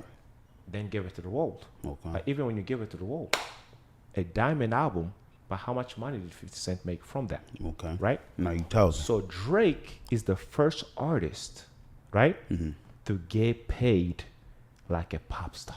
You be doing your research, my boy. Okay? I see. So here is the problem. Do you hear about the 400M? No, talk about it. I ain't hear about that. Oh, my brother. So Drake is the first rap artist to get a $400 million deal. Right. Okay? That's what they give to the whites. Yeah. Okay? So I make $400 million. I get a lifetime $400 million deal. Okay. Right? Now, my homies are pressed. But instead of you being pressed, you should be like, yo, you're the first of us to get paid. Exactly. Right? Right. How did you do it? Because we want to do it. Because with Drake, he dabbles in the hip hop lane, but he understood this little song that I'm talking about, rappers, is cool. Right. But the Highline Bling is what gets me paid. Okay. Right? All right. This little song about 6 a.m. in Charlotte or 5 a.m. in Toronto is cool for the hood and hip hop. Right. Right? Right. But Kiki, do you love me? A hit. That's what's going to get you paid. Yeah. I came, learned the game, and did it better than anybody that's ever done it from a business perspective. Yeah, right. Yeah. Because as soon as Drake got out of the Young Money deal, and it became OVO under partnership with Lucian and UMG, Okay. right? All right. Bro is making money, but bro, instead of y'all being envious, or if you being mad at me because I'm basically showing you the way, right? All right. But I'm not gonna be a hypocrite. Like, I'm not stupid. Yeah. Being mixed helped, Yeah. right? Because what have all these big companies, right? For the longest time, all they wanted was a clean face. I won't even go as far as say like, oh, they wanted a white face for hip hop. That's not the case. Exactly. The problem is this: hip hop artists tend to get into a lot of trouble. Yeah. So if I'm selling a product, I don't want Young Thug as the face of the product because tomorrow he's going to jail. I don't want Young Jeezy as the face of the product because tomorrow he might shoot somebody. It's $1 billion business. Right. I want a safe, well-spoken,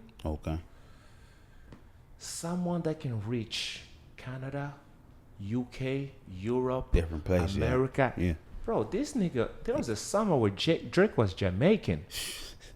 Drake was big dogs. You feel me? Right. There was a Drake. I said, what? Yeah, I ain't see that. I said, this brother from Jamaica now? Right. And then there was another summer where bro was from UK. Uh-huh. There was a summer where this bro was from, you feel me? Right. I understood the game and I did it better. Okay. Right? It's not about who did it first. It's about who did it better, right? Jay-Z showed us the business side of things, right? Biggie and Pac showed us what not to do. Yeah. Be dumb niggas, get shot before you could act. Because there's people today that have made more money from Biggie and Pac than Biggie and Pac. Yeah. Right? So you gotta commend Drake for actually coming, not being a rapper, not being from the streets, nothing, but understanding like, oh, this is what hip hop is. It's make believe. You can tell stories, but nobody's ever gonna ask you like, hey, are those stories your story? Are those stories written by you, right? Because while Taylor Swift is selling out the whole world, her ass going but crazy. she's not there writing all her music, right? Okay. While rappers out here arguing about ghostwriters and who wrote what. Yeah, because they is though. People making real money. Yeah. They're more focused on what's a good song. Yeah. What's a good idea. Okay. What's a good hook. Right. While hip hop is at the bottom, if not dead, because without Drake, shit dead.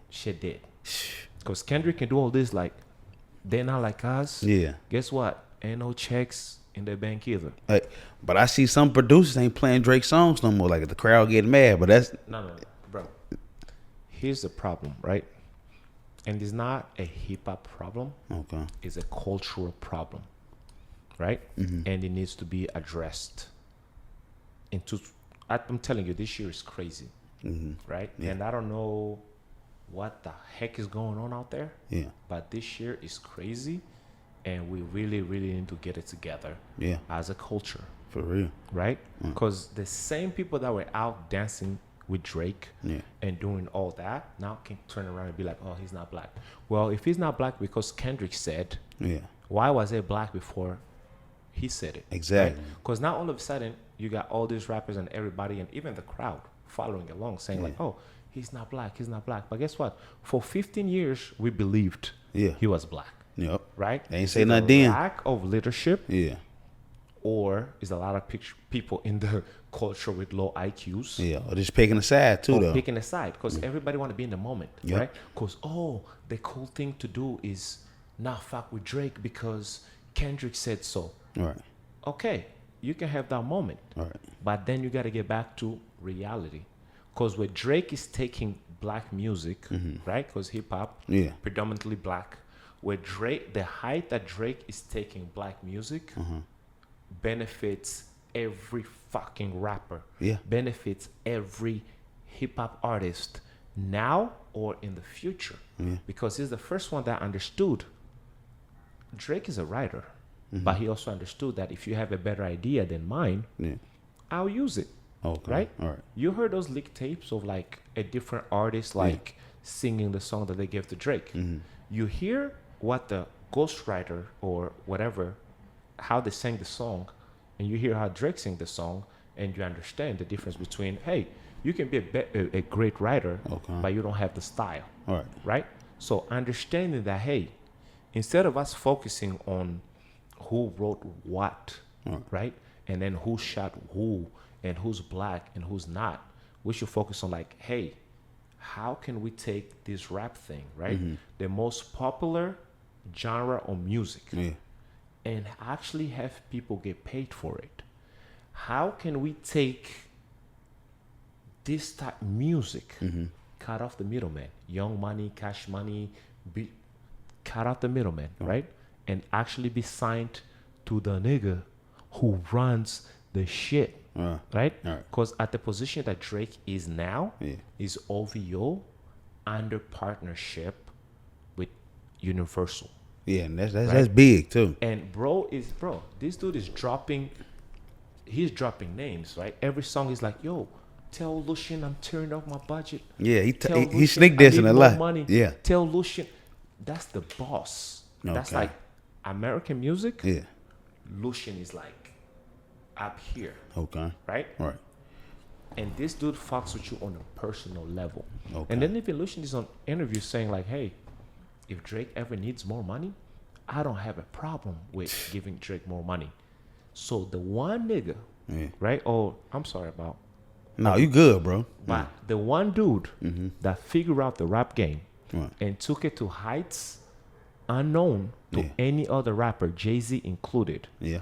That's the dude that we're going to get rid of so we can fucking be in the backyard. They're not like us. Yeah. No. Yeah, okay. Let's not be stupid. Like, yeah, Kendrick, dope artist. Yeah. The Game, dope artist. Rick Ross, fat, dope artist. He said fat, dope artist. But let's not trick ourselves, because there are doors, and I'm sorry, like, I don't mean to be insensitive to, like, you know, but there are doors that Drake can cross, or that there are doors that Drake can walk in that they can't, because he's a black mixed artist that Kendrick would never be able to walk into, that Jay-Z was never able to walk into, that who else is out here? There are doors that Drake can walk in that a lot of rappers can't, right? But guess what? You know, 21 Savage was not allowed to travel outside of America until he met Drake. Yeah, I remember that. Right? Yeah, I remember because that. Of Drake, 21 Savage today, he's able to go to Canada. He's able to. But do you really think that if 21... Bro, they were trying to kick 21 Savage out of America. I remember that shit, yeah. Okay? But Drake made a call. Yeah. Right? Nicki, a couple weeks ago, was like, hey, I couldn't get into Canada, but Drake made a call. So now we're going to act like all the music he's giving us, everything that he's done for the culture, didn't exist because Kendrick is mad that another nigga likes girls. Because Kendrick is mad that, bro, you can have a philosophy. You want to be simple. You don't care about money. You don't care about fame. You don't care about attention. That's fine. That's your say. Right. But we're not friends. Kendrick and Drake are not friends for him to be like, I'm mad at you because all you want is fame. Yeah. I'm mad at you because... No, bro. But I appreciate Drake for what he is. A pioneer, a first of his kind. You know, what are the chances of a woman from Canada meeting a black dude from Memphis? It's rare. Right? Right. Bro, like, where? Yeah. And they have a kid, and the kid happens to be a talented rapper and a talented actor. And as a result, there's people today that listen to hip-hop because they're like, oh, Drake is white. Yeah. And then there's other that be like, oh, we listen to Drake because he's black. Yep. Like, bro, just enjoy the fact that this caramel mixed Canadian black, that nigga everything, Jamaican, that nigga everything, Memphis, like, it's like, bro, like, I'm all for unity, bro. Like, but if one person can represent, if one person, right, can be Canadian, be American, be Bumbleclap, what them folks, what's the music? Jamaican music, right? And then he can be, bro, this dude can fit in so many cultures. He can, because of the fact that he's mixed, he's Canadian. Yeah. But this dude can also, this dude has taken hip hop farther, right? Farther than any other artist has ever taken it. right? I can agree with you on that. And because of a moment, and nobody ever really believed that Drake was a better rapper than Kendrick. I don't even believe that. I just feel like he's more consistent than He's Kendrick. more consistent because he's always out. He's always giving us hits that go outside of hip hop. Yeah, and it's different. Like you said, they go to different crowds So and shit. for us to like all of a sudden act like Drake is a fake, Drake is a pedophile, Drake is that has ghostwriters. Yeah. Bro, we knew about the ghostwriting stuff like years ago. I heard about that years ago. But that pedophile shit, that's because of Kendrick, though. Shit. See, that's my thing too. Even that pedophile, bro. Yeah. If you're gonna accuse somebody, remember what I told you? Yeah. Where I'm from, shit gotta get dealt. Yeah, exactly. But you can't do that here. Yeah. Which is fine. Right. Right? But for you to accuse someone of a pedophile with no proof is wrong. Yeah, that's true. For you to accuse someone of pedophile over 2 incidents, right? Because they're talking about the incident where he had a girl come on stage, but the girl was with her parents. Okay. So the girl got chosen by security. They put her on stage. This is like 10, 15 years ago. Drake was singing, gave her a massage, and he was like, oh, how old are you? And then the girl was like, I'm 17. Then Drake was like, oh, shit, what the fuck? Yeah. But the girl's parents were there. The whole time? The whole time at the concert. Okay. So you can't accuse someone of that when a fan came on stage, right? And then the other artist from Australia, this girl was on Strange Things. It was the #1 show in the world. I'm a fan. Everybody was a fan. Right. Drake and her had a relationship where like they text or cool on some like, celebrity world is different. The age thing doesn't really. Diddy's 50, but we hanging out with 20. You feel me? Yeah, no, because yeah, the celebrity world is different. But for you to accuse someone of that, bro, that's fucked up. Yeah. And then for us to be in a situation where like we might lose someone like Drake because the culture is so simple-minded because niggas is niggerish. Yeah. Right? Y'all cool to support this moment, and then a year from now, niggas gonna be sitting back like, wait, we cancel Drake, why? Because of this? Okay. Because of this? Yeah. Like, no, bro, if you want to say like, yo, Drake lost the rap battle, sure. But guess what? On my end, I was like, yo, you got to show up. Yeah. Because I've been waiting for this for 10 years. So I was like, yo, Kendrick is that dude. Yeah. But Drake, and then this is the funny thing. You ask everybody, hey, what's the best song from the whole beef? Yeah. They're like Family Matters by Drake. Yeah, it is. I'm like, okay. So he has the best song. All right. Who got the best bars? They're like, oh, Kendrick, a Euphoria. Okay. Who's the rapper? Kendrick. Who's the artist? Drake. So how can y'all? And then here's another thing that I felt. I felt like when Drake defended himself from the pedophile shit, everybody's like, no, bro, you seem defensive. You lost. Bro, if you accuse me of being a pedophile and I'm the face of Universal Group, a multi-billion-dollar company, I have to let it be known that, hey, especially with the whole Diddy. Yeah, oh, yeah. And especially with everything going on, yeah. I have to make sure that I defend myself from a business perspective. So y'all can say when I defend myself, like, oh, yeah, you sounded defensive, so you lost. So I lost by defending myself. That's fine. Because what was Pusha T and Kanye's goal when they went at Drake? Let's destroy his character, bring him down to a way that the only way for Drake to win the Pusha T battle was to get down in the mud, right? Then guess what that's going to do? You're going to win the rap battle in front of hip-hop fans. Okay. But you're going to lose your other fan base, which is the whites, Latinos, UK. You feel me? So Drake couldn't respond. Yeah, they were like, oh, Drake lost the battle. But guess what? 3 weeks later, he had the #1 song. He did drop a #1 song like that. Then even now, right? They're like, oh, he lost because he made a song like protecting himself from the pedophile allegations. Yes, the goal is not the hip hop. Right. Y'all can say like I lost in the hip hop, but my goal is the broader crowd. Right. And if I don't address the fact that I am not a pedophile, guess what? I lose that crowd. Right. I much rather you guys say like, yo, I lost, but guess what? You think if Drake comes up with a banger today, we're not gonna dance to it? Yeah. Right? He tried to say Drake can't come back to Cali though. Who gonna say that? That's what Kendrick said. I heard. Don't quote me. That's what I heard. The thing. Drake runs Canada. Have Kendrick speed in LA and see if you don't get a ticket. Cause I ain't gonna lie, the DJ they playing Drake music. That's still. fine. Let them do that. Okay. Yeah, they on there with Drake though. They cause I got a couple of people that's personally talking about some like, Man, Drake ass ain't win. Kendrick. It took Kendrick like a couple of days to respond, if you ask me. No. The problem is this, right? Wait, you on? Yeah, we on. No, the problem is this, right? So, you diss, right? Right. And that's fine. Uh-huh. But the allegations, like Drake's allegations, like, what, you beat your girl, one of your kids is not your kid, which is really low. But from the Kendrick thing, it was basically like, you have to go this low to understand. Right. But people already had a mind made up, right? Drake could have literally said, yo, Kendrick killed JFK. And niggas were gonna be like, it don't matter. Right?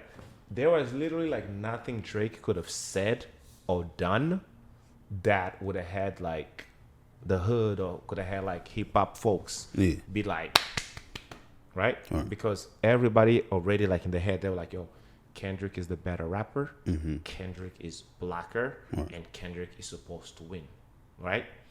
When we look back at it, we're gonna be like, wait, how the heck did Kendrick win, right?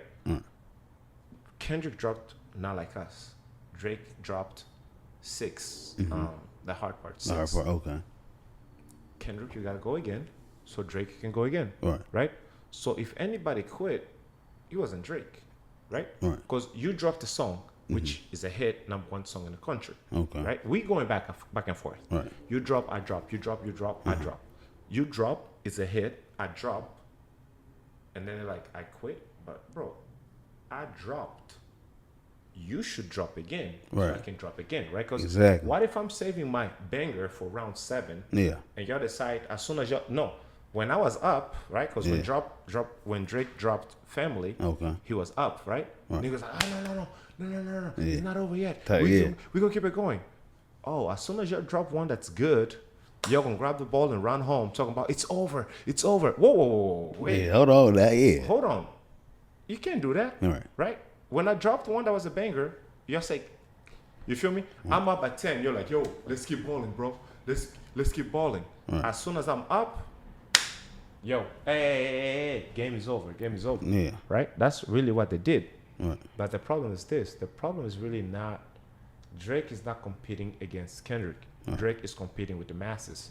Because if Drake drops tomorrow and still goes #1, after y'all called him a pedophile, what's that Pusha T say? Border Patrol. Rick Ross say BBL, Drizzy, nose job. After all the assaults and everything that Drake has have to deal with, right? Because that's right, hip hop is competitive sport or competitive whatever. If he goes to all this and still comes out with the #1 album, he won. Because you feel me? It's a niggerish thing, right?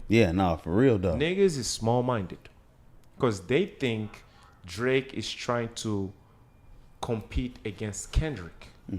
No, because if he doesn't argue back, it looks bad in the hood or whatever the case is. But also, you gotta protect the brand because where is the money? The money is on the brand. If everybody collectively actually believes that Drake is a pedophile, then you lose because now people are not listening to your music.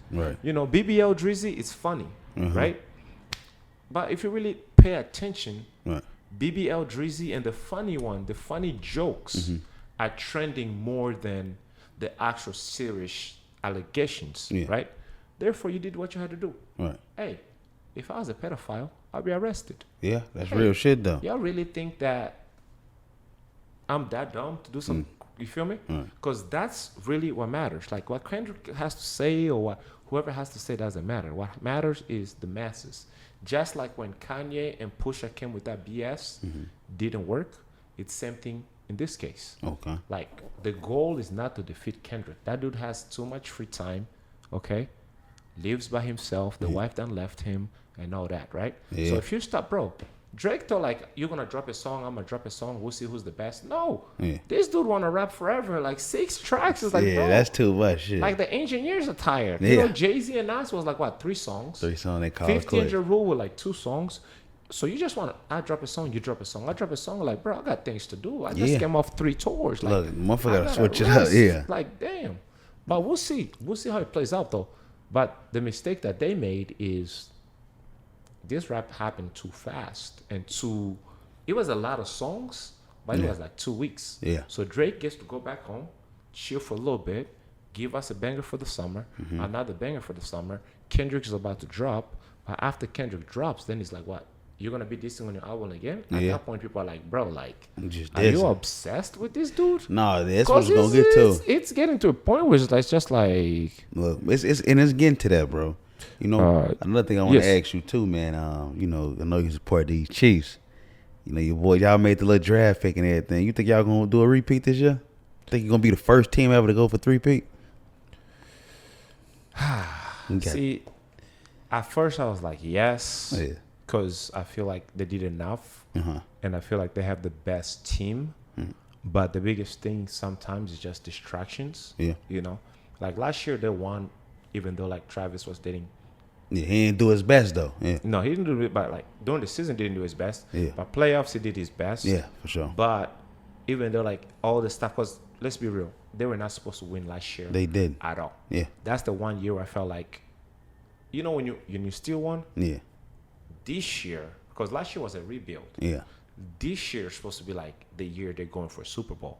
So the fact that they won last year, right? When they were not supposed to win, they were the worst offense. Defense was legit. Yeah, yeah. But the fact that they won last year, right, against all odds, right, bro, think about it. These dudes beat the Dolphins. Them niggas were putting up 70 points. Yeah, and wilding out, had speed all over the place. Yeah, right. They beat the Ravens. Yeah. Bills, and they did it all on the road. And then you beat the Niners when you were trailing the whole game. Yeah, bro, that's literally like a free Super Bowl. Like it's like. That Super Bowl made up for that little, you know, man, they lost versus Tom Brady. Oh, yeah. Tom Brady was playing at home. Yeah, I remember that. Bro, you got a free ring. Yeah. Now, this year, they're loaded. But the only problem is, I don't even think, like, the Rashid Rice, like, they need him like that. Okay. But that's just an example of, like, the things that can keep you from winning. Yeah. Y'all got Hollywood Brown over there, though. Niggas on the team making dumb decisions. Yeah. Right? Because nobody saw all this. Rashid Rice, like, first year, bro, was good. Yeah. Now, all of a sudden, this dude is catching cases left and right, doing a bunch of allegedly, like, dumb. Yeah. You know? So you just sit back and you be like, yo, talent-wise, I feel like the offense is going to be lit with Hollywood Brown, Xavier. They got the dude from Alabama. Bro, he was raw in Alabama. Okay. I know you forgot his name. Right? His name, okay. He was dope, but he's just been hurt every season. Okay. So if bro can just be healthy for one season, right? Show it off. So you got Travis Kelce, and then they got little baby Travis Kelce for the future. I seen how that. Everybody's sleeping on boy. I was watching, bro. I was like, okay, they got a little squad. I was seeing this. So if you got Irv and Travis Kelce, and then you got the two speedster. Yep. The only problem is like Rashid Rice was supposed to be that middle guy. You feel me? I thought he was gonna be our number 2 receiver after Travis. You got the 2, pew. Yeah. You got the tight ends, and then if you can just have like little homie, like, bro, she's tripping. But you think y'all ain't got no deep threat though? They do. No, they got the deep threat. The deep threats. They got the tight ends. Okay. Now you're basically replacing Rashid Rice with Kadarius Toney. Okay. And you know, bro is talented. He just be on live way too much. Yeah, he had this year last year. That shit was a little iffy. I feel like it just was bad timing for him though. Yeah. So I feel like with Kadarius also like I feel like with Kadarius, I feel like he's talented. But see how sometimes you be like, yo, bro is talented. Why didn't he get drafted? Right. Or bro is talented. What is just because the distractions? Bro. Yeah, for sure. These dudes just be on Instagram lives like arguing with fans. It's like, bro, you in the NFL. Like, why are you on Instagram live arguing with fans? Like, focus. Yeah. But their defense is solid. Yeah, for it's always gonna be. Everybody's talking about like, oh, what's that dude that left? 38. Snead. Oh, Snead. He went to Tennessee. Bro, yeah.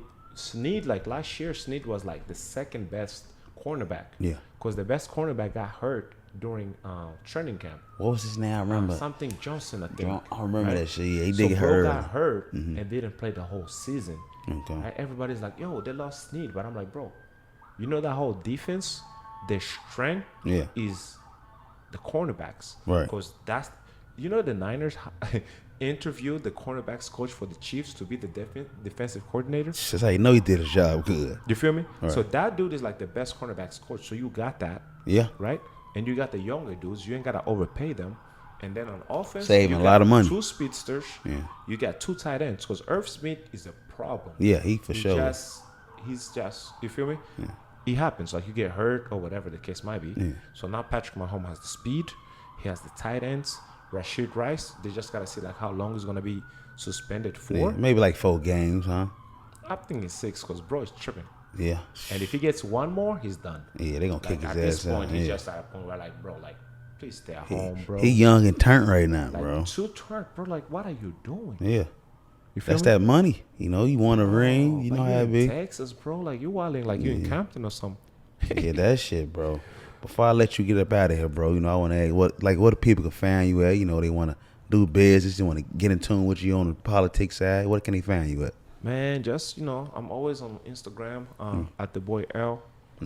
That's really like, that's me. Like, mostly like I'm just on social media. Like, that's how I get a hold of people. You know, THEBOY .EL, the boy L, man. If you're ever in San Diego, man, and you know, you just wanna catch up, you know, whether it's nightlife, whether it's like what's there to do in the city or whatever the case might be, just hit me on the gram, man. You know, right there at the boy L. Yes, sir. You feel me, man? My guy. Yeah. Thank you for pulling up, man. One more shot and then we out of here. Yeah, well, one more. I got you. One more for the camera. Shit smooth as hell, though. Hey, man. Y'all might have to go grab this bottle, man. I ain't gonna lie. Look, this is my first time seeing that, too. This shit, this smooth, man. What day is it? Monday? Monday. No, yeah, today Monday. See, I'm forgetting what day it is. This is Monday. Getting lit on a Monday. Shit, look. This shit. Yeah, that's a little bell, too. Appreciate you, brother. Hey, OVO. Look, OVO. You hear it. Oh, yeah. Ooh. I might get that a little personal or something.